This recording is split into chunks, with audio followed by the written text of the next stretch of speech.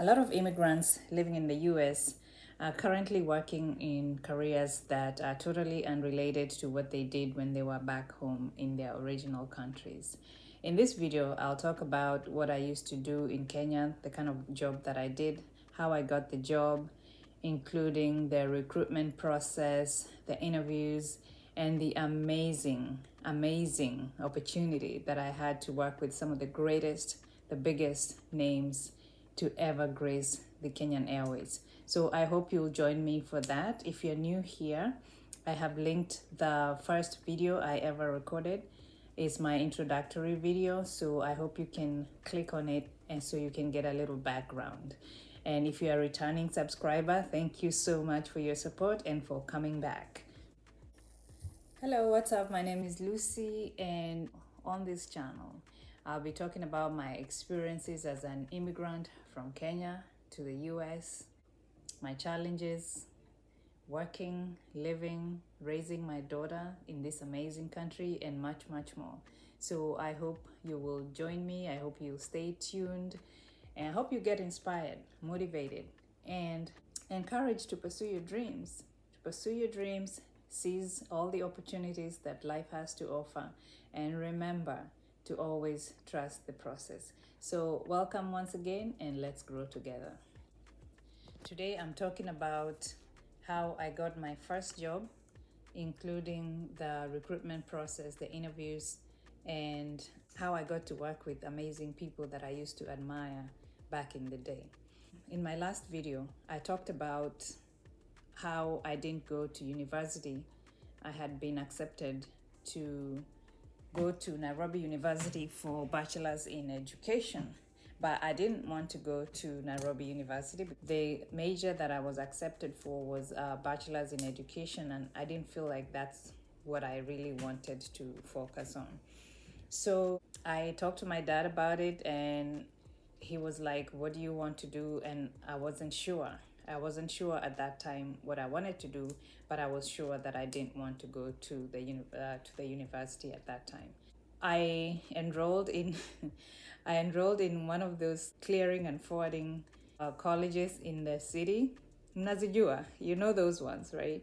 You know those colleges in the city that pop up, that you get certificates that can't get you nowhere. You can't do anything with those certificates. I think they just print them in their back office. Those certificates, they are not credible. But I didn't know that at the time. For some reason, I was just passing time, waiting for something. I didn't know what I was waiting for at the time, but I felt like if I went to university, then I would be doing something that I don't want to do. I started the course, the clearing and forwarding course, but I think it was 6 months. So I did that, and one day I was going to college in the morning using public transportation. Public transportation is called matris. They are those fancy buses. They are not like buses, it's like mini buses or something. So they're called matris or matatus or mats. All those three are interchangeable, and I'm sure there are so many other Sheng words for it, slang for it by now. I was in a mat, and this announcement came through, I think KBC. KBC was the only radio station in the country. Initially, it was called Voice of Kenya, and then it was changed to KBC, the Kenya Broadcasting Corporation. So there was an announcement that came on. Are you between the age of 20 and 25? Are you interested in working as a radio presenter? KBC is about to launch the very first FM station in the country. So if you're interested, they give the numbers for how to apply and how to go about it. And I was like, wait, yes, I'm between the age of 20 and 25. And yes, I'm interested in being a radio presenter. And yes, if you're going to train me, why not? And yes. So I got home and I told my dad about it and applied. I applied for it. And they said, no experience needed. So I was like, okay. But I remember back in high school when I was in 10th grade. Our English teacher would have us read paragraphs during the English literature class. He would have each one of us, you would either raise your hand to read a paragraph from the book, or you would be picked to read a paragraph from the book, or he would just go around the classroom and have everybody read something from the book. So, and I remember him saying one time that, have you ever considered being in a radio station? Because you're reading like you're reading the news, or you're reading like you're on radio. And I didn't think anything about it, because at that time, radio was so big. Radio was something that was not within reach for me. I could never imagine myself, because I was just a girl from the village, Bahati Nakuru. There's no way a girl from Bahati Nakuru can be on radio. That's one of the things that goes through in this ear and comes out through this other ear, because it's so unattainable to you at that time when you're like 17, 18, 19, and somebody's talking to you about, have you ever thought about working on radio? I'm like, no, I have never thought about that. Why would I think about that? So, but it clicked when I heard that announcement on that radio station in the mat 3. I was like, it just clicked to me. And I remembered my English teacher talking to me about it. And I was like, this is an opportunity for me to apply and see how that can go. You never know until you try.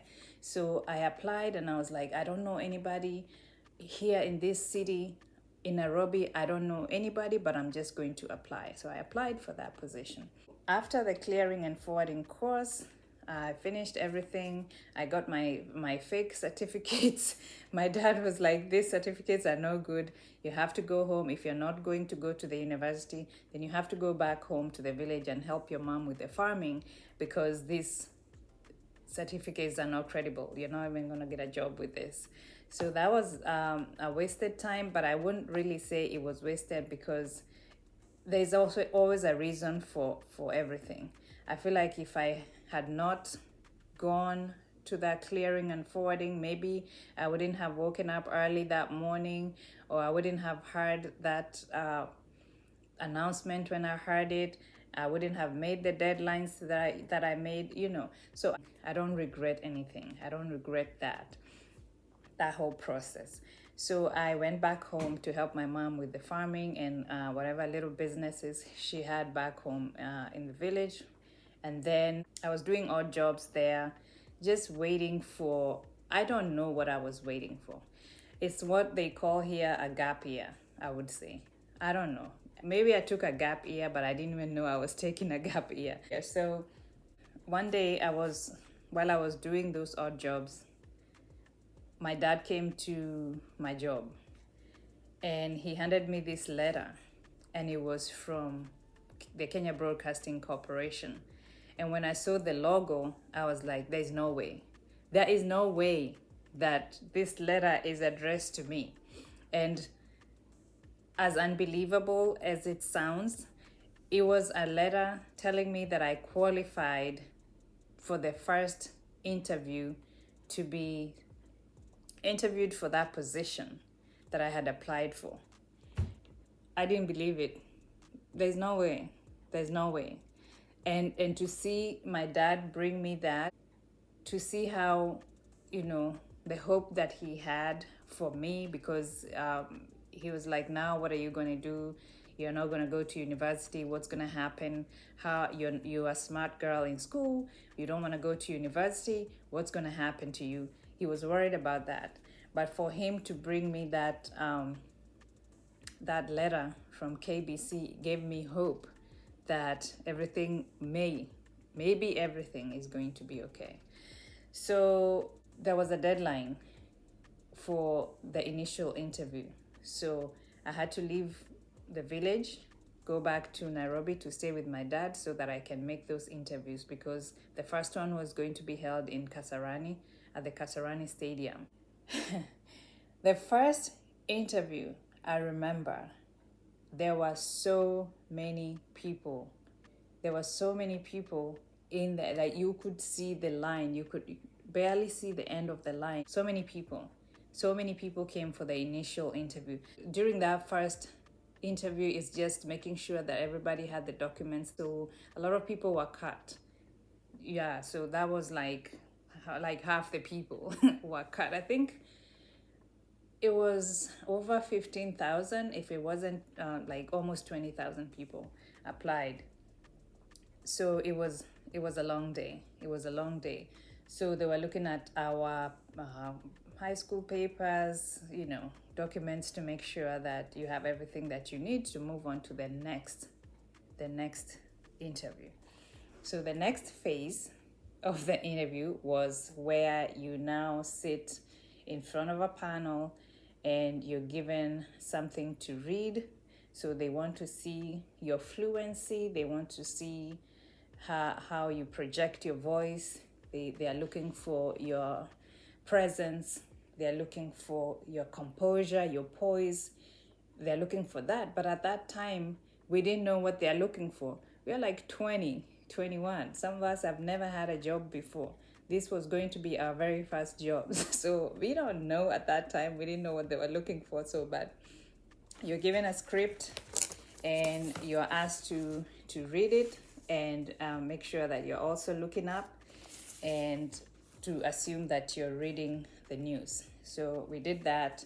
And then after that, we were sent home, and we didn't know. Like, it would take a few months before you knew whether you made it through to the next stage of the interviews or you didn't. But there was correspondence.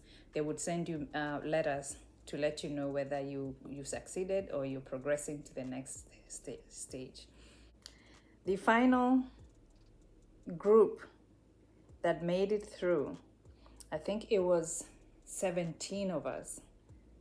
It was 17 of us, I believe.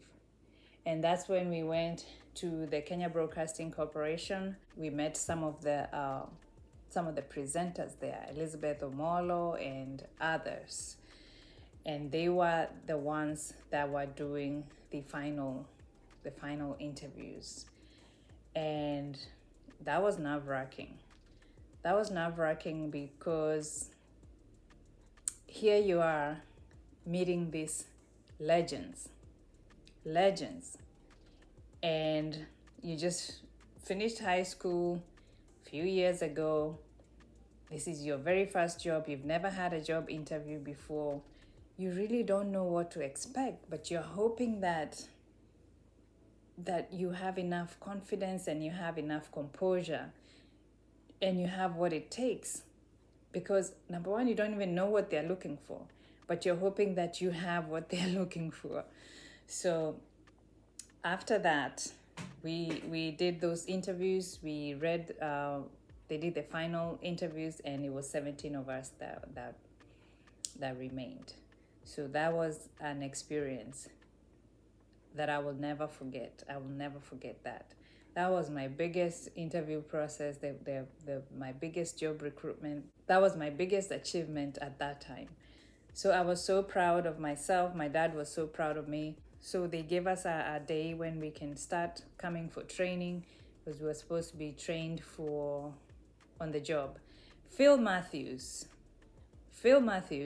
from the US, a producer in the US, came down, and he's the one who was training us at that time. He was training us the basics of FM, because that was going to be the very first FM station in the country. There was never an FM station so before that. So Phil Matthews gave us our training, and it was awesome. It was a new experience. The FM station was supposed to be a 24-hour music channel with young, fresh talent, and so that was pretty new. That was so new, because KBC, the station would close, I think, at midnight. So after midnight, there would be nothing to watch. Do you guys remember that? That after midnight, there would be nothing to watch? VOK yati imefungwa. KBC has been closed. The channels are closed. There's nothing to watch. Do you guys remember that? And now, here is a new FM station that is about to be launched. 24 hours music channel with young, fresh talent. And I'm part of that.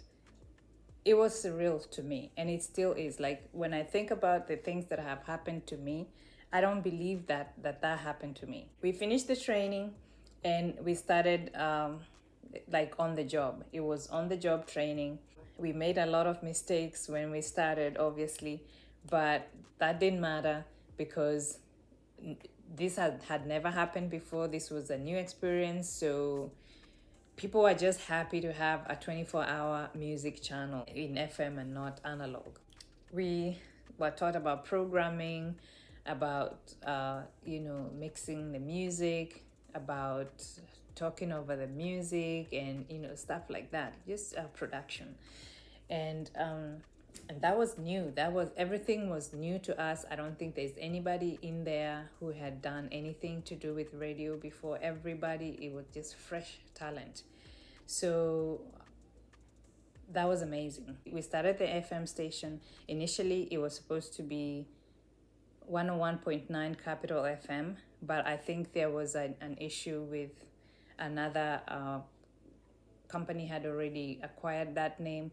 So KBC dropped the name and acquired 101.9 Metro FM, where the power is in the music. And that's what they called our channel. It was 101.9, the power is in the music. It was awesome. It was 24-hour music channel. We had a blast. And I hope you'll join me next time when I talk about some of the programmings that we had on Metro FM and how one of the programs helped me to get a visa to come to the United States. So leave your comment down below. Let me know if you remember Metro FM 101.9. Let me know if you remember any of the radio presenters. Did you have a favorite? What memories do you have of Metro FM 101.9? I don't know what it's called now. I'm not sure what it's called now, but I think it has gone through many changes over time. But I'm talking about the original Metro FM 101.9, where the power is in the music. Do you remember that? If you do, leave me a comment, like, share, and subscribe, and I'll see you on the next one. Thank you so much for your support, and don't forget to seize the moments and trust the process. Bye.